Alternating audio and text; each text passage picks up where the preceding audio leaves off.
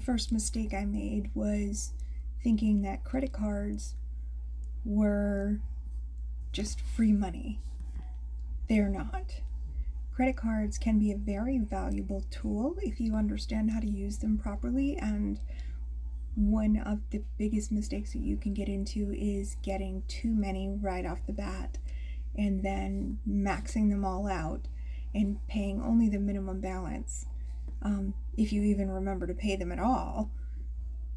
And that is something that I think a lot of young adults find themselves in the situation of doing, because it's so easy to apply for credit cards and get credit cards with ridiculous balances or credit limits when you're fairly young and you don't have a lot of credit history, especially if you're in college. You've got those student loans, financial aid, they just want to give you money for going to school, which is great, but you have to be responsible with it. So that was one mistake that I made. 18 years old, got my first credit card and racked that puppy right up. Free money, woohoo! And didn't pay it off. I paid minimum balance, if I paid it at all. So my credit score went in the toilet, but I didn't know anything about why that was a bad thing or a good thing.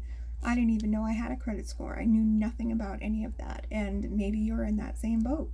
You don't know that you actually have a credit score, and that score is going to make it so that you can get a good apartment, maybe get a better job, because employers will look at your credit score to see if you are a reliable person, if you pay your bills, if you are someone that they can trust. They look at that. Sometimes it can mean getting into a better school.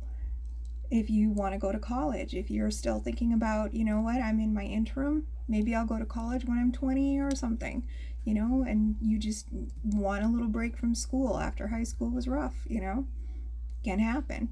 I took a semester off from school when I was 18, and then decided, maybe I better go back. I'm not ready to be an adult yet. And so I went back to college. That's when I went to college.